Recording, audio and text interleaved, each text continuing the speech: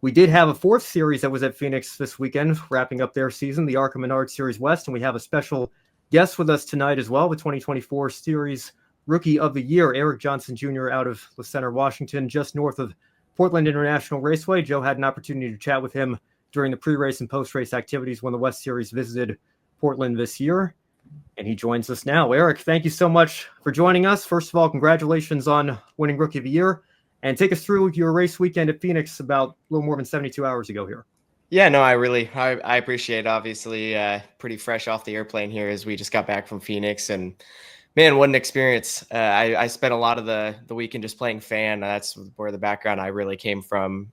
Just being the driver is pretty recently new to me, and it's been a fast learning curve. And speaking of which, Phoenix is talk about a place to go out there and try to learn fast. When we started the season out, I had no clue what to expect. And coming out here to Phoenix was probably the deepest end, if you want to talk about, just going for it and jumping off in and trying to figure that out. But we had a blast in the spring. So I really looked forward to coming back and applying what we learned. And, on Friday we unloaded. I don't think anybody was really happy with the balance that we had off the trailer. We were just trying a few new things. And, unfortunately we just kind of fought some issues all weekend long, but still made do with what we had and still had some great battles with, good drivers like Trevor Huddleston. And brought the car home pretty clean and overall was pretty, just excited to be down there and be at my first NASCAR championship weekend. Now, I wish I obviously could have been up there in the mix, and in the future, I think anything I learned this weekend could obviously help with that. But, at the end of the day, got out of the car and just looking back on our year, like you said, it's been quite a dream come true to just be here and capture Rookie of the Year. That was definitely the number one priority on our list. So super, super happy that we could finally get that done and sealed for all of our partners. Eric, I want to thank you for coming on Encore with us today once again. You come from Washington, the Evergreen State. There's several NASCAR drivers in the past that have also come from that part of the country. The Biff, Greg Biffle, Casey Kane, Derek Cope, even Chad Little too. And you also bring a sponsor that came into the sport recently, Pacific Office Automation. And, if you've seen the Xfinity race at Portland, you're no stranger to that company there. How big of a deal is it to you to have a sponsor based in the Pacific Northwest? And do you see yourself as someone who can potentially carry the torch of this region as we go into stock car racing? Yeah, like you mentioned, there's been so many names out here that have been quite successful. Greg Biffle being the one most notably to me, just because my father raced at Portland Speedway where Greg kind of, cut his teeth. And that was well before I was around, but spent a lot of my childhood watching VHS tapes of his old glory days. And it's really what ignited the spark for me to get into this to begin with. So it's been really special, especially seeing guys like him even come back out and still put the spotlight back on the Northwest, coming out here and racing with us like at Tri-Cities like he did. And that was so fun to go over and have those conversations. A lot of people don't realize, but my car chief, Chuck Jones, was his crew chief back in the day, grew up with him and built a lot of his cars. So there was a cool connection there that we got to go over and kind of reignite. And that was really fun. But like you said, Pacific Office Automation, when they started sponsoring that Portland event, we didn't have many connections to them, but we reached out and asked if they were going to have a booth on display, and they said, yeah, we are, but it's just a small booth. And we said, well, you need a race car because that's what fans want to see, and ended up bringing out our late model at the time. That's all I raced, and put them on the hood, left them there, and built a kind of a connection just off that. And that's, one thing led to the next. Now here we are in the ARCA series, and they're on board. And like you mentioned, being here in the Northwest, it's key to us to be able to market ourselves, not only to them, but to their employees, and bring them out and incorporate them into our events. That was something that was really fun this year, to go out and do some visits on their on-site locations, both in Tri-Cities and then here in the Portland, Beaverton area. That's where their main hub is out of, right? So they are very quite impressive company, going there and getting a tour on site. They currently are partnered with 42 other professional sport teams, and trying to find a way for our kind of small avenue over here on the side with the racing and make that into a moneymaker for them has been a really fun challenge for us. But we've, obviously it's a partnership that just continues to grow and show that it's trending upwards. And I really think as long as we continue that partnership and take care of one another, there's no reason we couldn't go on and go up through the NASCAR ladder and, like you said, kind of carry that torch. Well, Eric, you've had a very solid year, all things considered. 6 top 10 finishes, and including a top 5 at Madera Speedway. Your career best with a 4th place run. We know this was an ARCA season that was really dominated by just 2 teams, the 28 and the 18, Connor Zilic and William Sawalich, when they were with you guys in the West Series, and when they weren't, it was more Sean Hingorani and Tyler Reif who were dominating the headlines here. But we know Bill McAnally Racing has obviously got a lot of championship pedigree and history to their name as well. So, how would you describe your rookie season in terms of meeting your personal preseason goals and then learning how to apply that for the future? Yeah, I came in just trying to be realistic. This is like I said, a major learning curve for me. I've only ran 9 late model races in my entire life, and before that was in a series called Baby Grands, which some people are familiar with, but it's basically just a scaled down late model. And so for me to go out there and expect to dominate, it'd almost be insulting to a lot of the talent that's out here, because there are really talented drivers, like you mentioned, with Sawalich, Zilic, Tyler Reif, Hingorani, and even my teammate Jack Wood, who's been in the truck series for some time and came back, and so using the resources I had, like you said, racing for Bill McAnally Racing was something I really wanted to key in on. Now, obviously, they've had success on the truck series level now over the last couple of years, and it's been great to see. But I think obviously that's where the focus has shifted, and I think for us out here in the West, trying to maintain just doing what we can with the knowledge we have.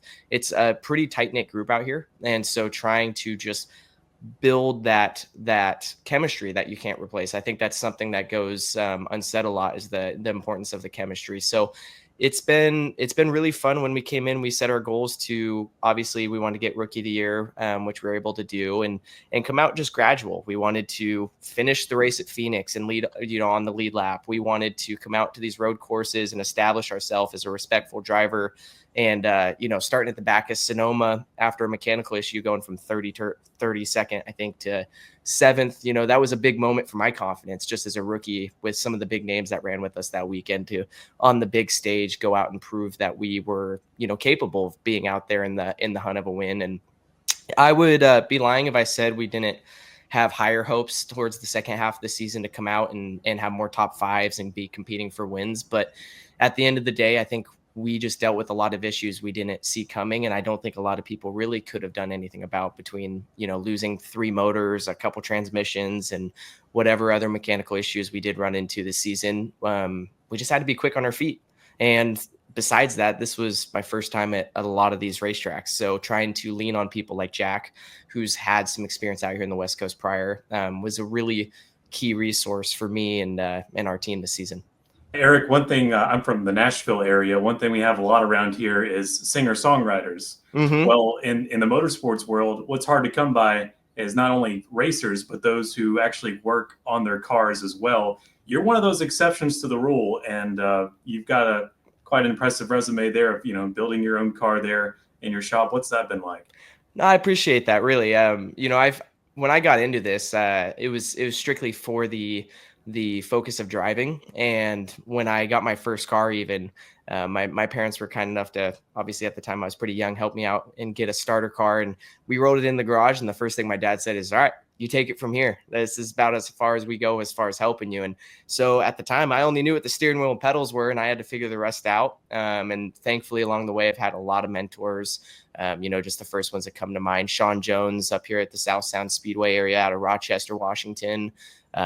Travis Sharp, who was an ex-ARCA crew chief for BMR, kind of took me in for a couple years with his late model program up in northern Montana, the Racing Dynamics team, and really taught me a lot about just the foundation of working on these cars, the basics. And while we've separated and gone our own ways, I think that really built, like I said, just a good foundation for me to go out and try things on my own. And that's exactly what we did the last couple of years before ARCA. We got ourselves a shop, got a pretty good starter late model, as well as a road course late model, and just went to work trying to teach myself the kind of applying things that I learned, and go out there and try it. And if it didn't work, try again. And now it's built some great relationships, for us, my car chief, Chuck Jones, like I said, his automotive shop's right next door, and he's got a car in there that we work together on. And my spotter, Logan Jewell, he's a ex super late model driver who we also maintain his cars and crew for him. So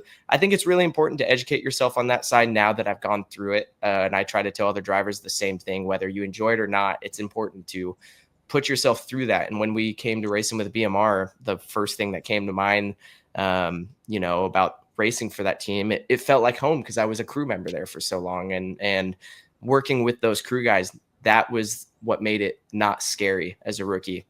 Was going in with a group that I already knew everyone. I already knew Bill. They had already seen the work ethic that I wanted to put in under the hood. So as soon as I got into the car, I don't think anybody doubted that I was there to be serious and learn.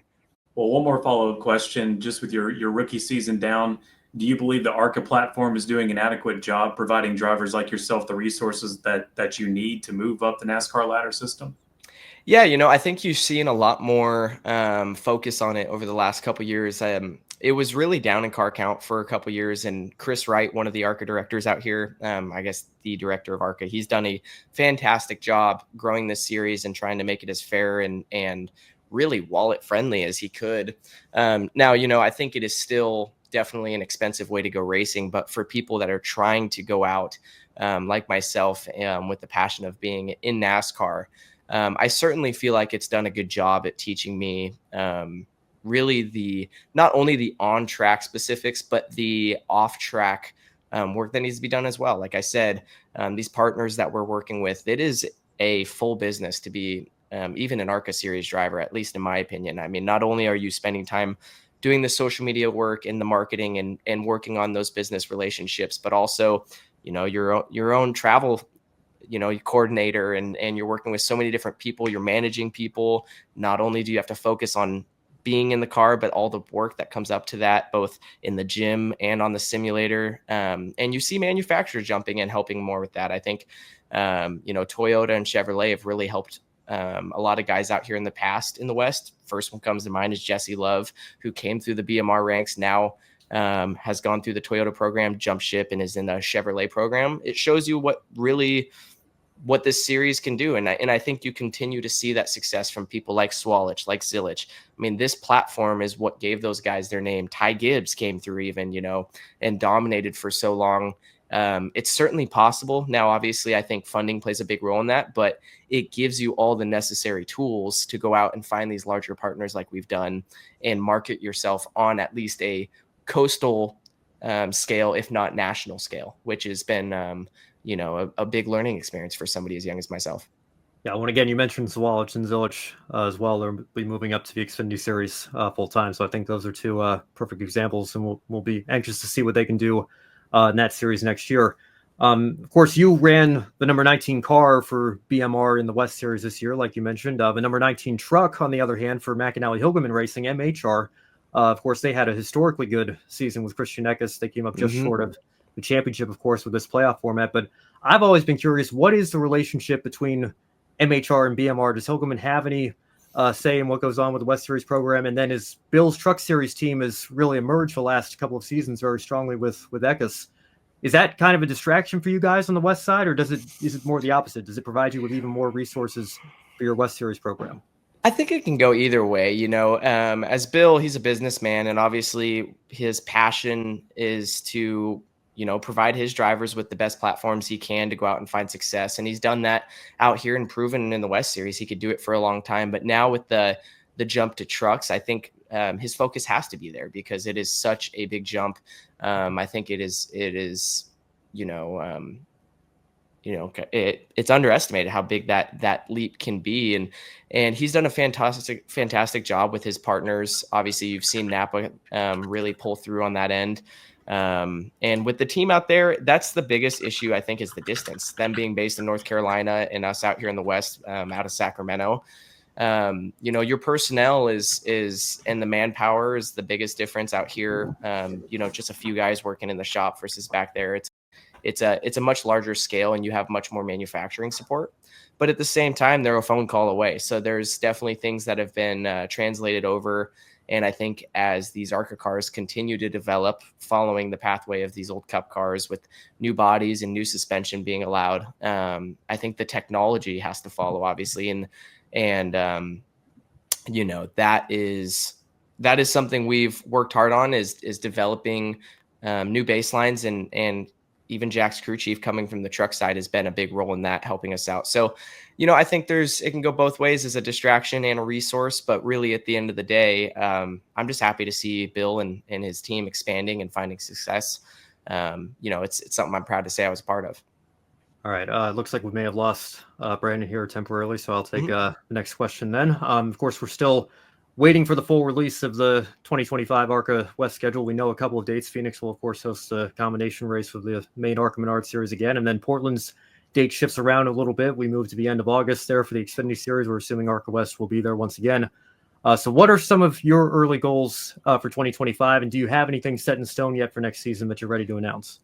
Yeah, you know, I think as we're all waiting on the schedule, nothing's locked in just yet because everything's based off of the number of races that we're running, and we're all hearing different things on what could happen. So, you know, nothing's locked in for us yet, but the biggest goal for us has been working on those off-the-track relationships with our partners: Pacific Office Automation, Valleyscapes Landscaping Solutions, Paul Davis, Key Property Services, all of the wonderful partners that have stepped up for us, taking the kind of the off-season time now to jump in and lock the funding in so that when it does come available, we do know what races we're going to run. We can lock in something on paper. So our full intent is to be back in the West Series. I think this year was a big learning year for me, and next year we wanted to go out and prove that we can win races, and if not, you know, that be in the conversation for championships. So you know, that's my full goal, my full intent, and I would love to go out there and be competing for top fives and wins every race.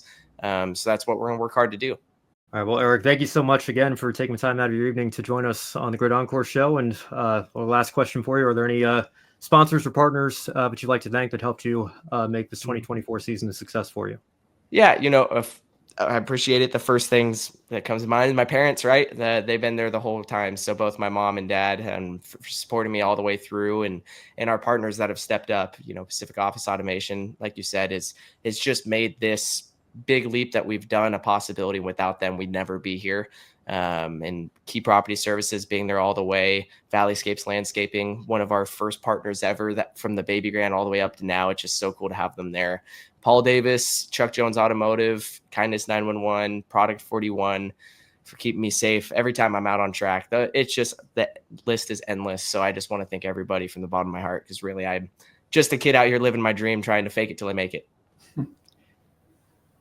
All right. Well, Eric, thanks again so much. And hopefully we'll see you back at the track at Portland next year. Thank you. Appreciate it. Thank you, Eric.